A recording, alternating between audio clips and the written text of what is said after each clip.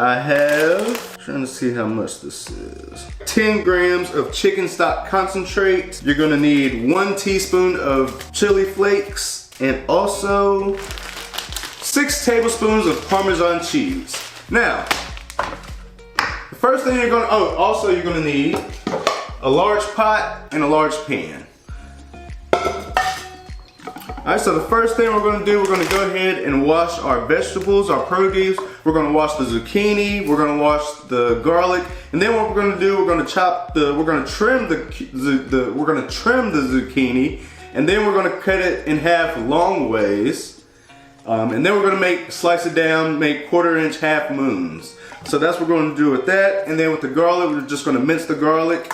And while we're doing that, we're gonna go ahead and get a large pot of water.